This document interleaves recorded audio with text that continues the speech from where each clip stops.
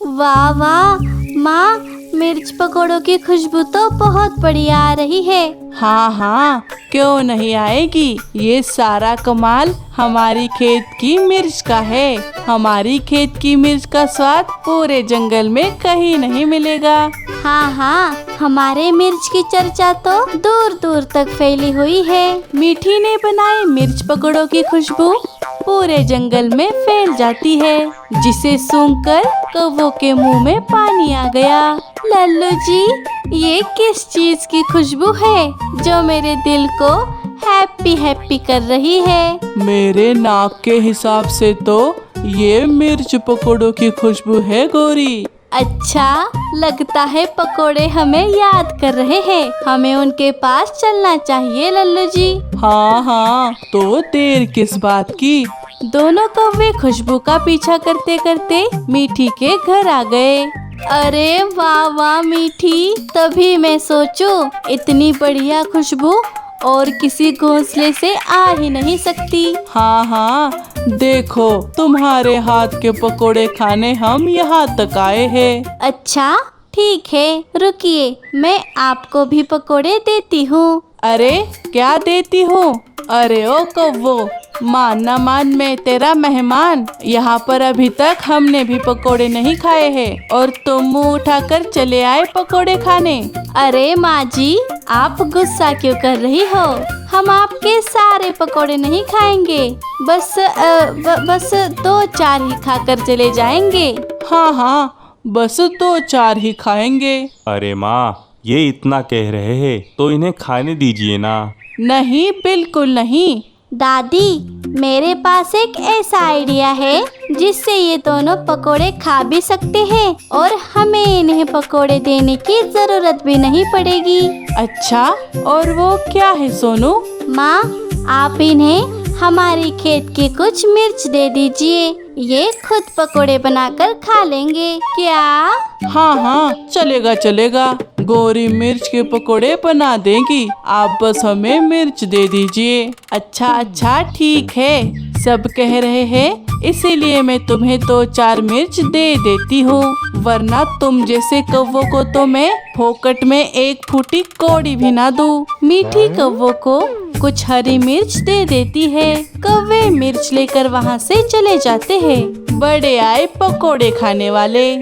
अरे, सोचा था मजे से बने बनाए पकोड़े खाऊंगी, लेकिन इन लोगों ने तो मुझे ही काम पर लगा दिया। और कितनी देर है गौरी? मुझे बहुत भूख लगी है, जल्दी करो, यहाँ पेट में चूहे बॉक्सिंग कर रहे हैं। हाँ हाँ, ला रही हूँ, भुक्कड़ कहीं के, ये लो। ये क्या, सिर्फ 4 पकोड़े? अब मुझे गुस्सा मत दिलाओ लल्लू जी। अच्छा अच्छा, खाओ खाओ। हैं? लल्लू जी, आपने सारे पकोड़े खा लिए? भुक्कड़ कहीं के, मेरे लिए एक आध बचा कर तो रखते। अरे क्या करूँ गौरी, पकोड़े इतने स्वादिष्ट थे कि मुझसे रहा ही नहीं गया। सच में उनकी खेत की मिर्च का कोई जवाब नहीं। अरे माँ जी, मैंने आपसे कितनी बार कहा है, अब आपको खेत में काम करने की कोई जरूरत नहीं। मैं और सोनू के पापा मिलकर खेत का सारा काम कर देंगे। अरे ऐसे कैसे, ये सिर्फ खेत नहीं है, ये तुम्हारे ससुर की जीवन भर की कमाई है। हाँ माँ जी, मैं जानती हूँ, इस खेत से आपको बहुत लगाव है, आपकी बहुत सारी यादें जुड़ी है, लेकिन अब हम आपको खेत में काम करने नहीं दे सकते। आप सिर्फ आराम करिए। इस खेत में काम करना तो मेरा हक है, तुम जो चाहे कह लो, लेकिन जब तक मैं जिंदा हूँ तब तक मैं इस खेत में काम करूँगी और इस खेत की पूरी देखभाल करूँगी। गौरी, कल के पकोड़ों का स्वाद तो मेरे मुंह से अभी तक नहीं गया। जाओ गौरी, उस बुढ़िया से 2-4 मिर्च और मांग कर ले आओ। अच्छा, मिर्च मैं लाऊं और सारे पकोड़े आप खत्म कर दो? वाह वाह वाह, मुझे बेवकूफ समझा है। अरे नहीं नहीं, आज हम थोड़ी ज्यादा ही मिर्च ले आएंगे जिससे हम ज्यादा पकोड़े खा सके। तो चलिए, हम दोनों चलते हैं। दोनों कौवे मिर्च के खेत में चले गए। वो हम अरे अरे लल्लू जी, कुछ कहिए ना।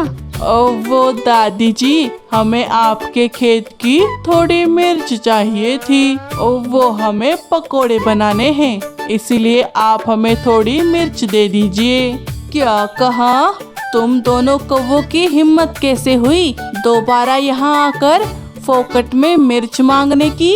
कल तुम पर तरस खाकर मेरे बच्चों ने तुम्हें मिर्च दे भी दी, तो आज फिर से चले आए अपना सड़ा हुआ मुंह लेकर। अरे ओ बुढ़िया, तू हमसे ऐसे बातें नहीं कर सकती। तुमसे तो मैं ऐसे ही बात करूंगी, समझे? यहाँ दिन रात मेहनत हम करें और फोकट में मिर्च तुम खाओ।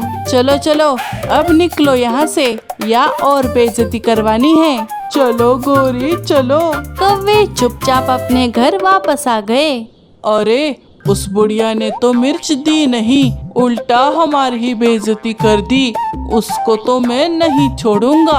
अच्छा, जब वो हमारी बेइज्जती कर रही थी तब तो खड़े थे पुतले की तरह, और अब घर आकर बकबक कर रहे हो। मैं तो उस बुढ़िया को छोड़ने वाली नहीं हूँ। अब हमें टेढ़ी उंगली से घी निकालना होगा।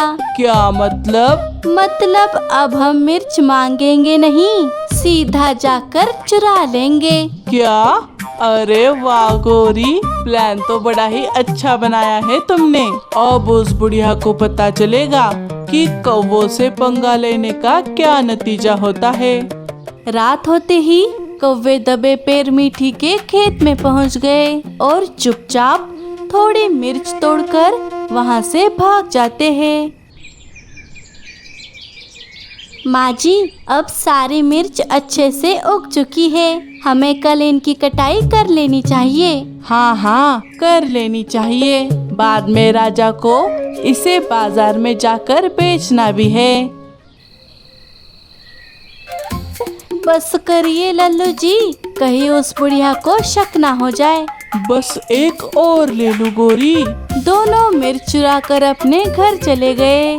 अगले दिन सुबह सुबह मीठी, राजा और बूढ़ी माँ मिर्च की कटाई करने के लिए खेत में आ जाते हैं। चलो अब फटाफट से सारी मिर्च तोड़ लेते हैं। तभी बूढ़ी माँ का ध्यान मिर्च के पौधों पर चला गया। अरे रुको रुको। क्यों, क्या हुआ माँ? हाँ, क्या हुआ माँ जी? अरे जरा ध्यान से देखो, मुझे तो हमारी मिर्च कम दिखाई दे रही है। कल तक तो पूरा खेत भरा भरा सा लग रहा था, और आज जरा खाली खाली नहीं लग रहा। क्या मतलब आप कहना क्या चाहती हैं माँ? अरे मुझे लग रहा है हमारी मिर्च किसी ने चोरी कर ली है। क्या? लेकिन ऐसा कैसे हो सकता है? हम तो खेत पर दिन भर नजर रखते हैं। हाँ हाँ, दिन भर रखते हो, लेकिन रात में कहाँ रखते हो? चोर तो रात में भी आ सकता है।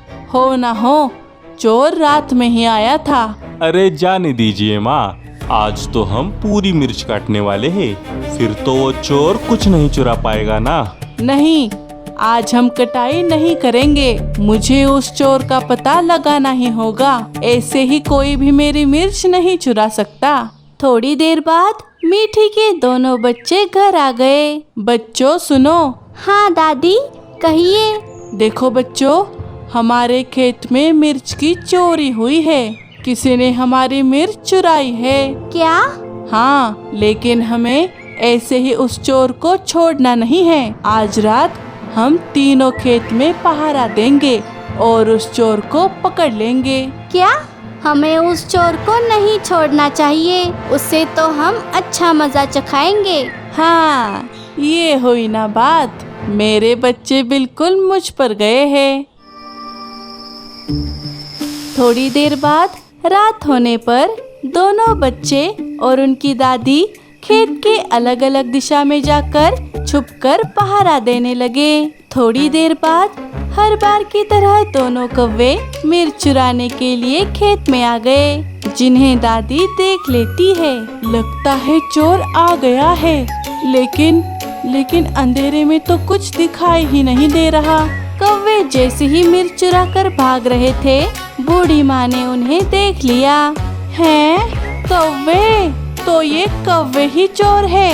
मुझे तो पहले ही इन पर शक था। इन्हें तो मैं नहीं छोड़ूंगी।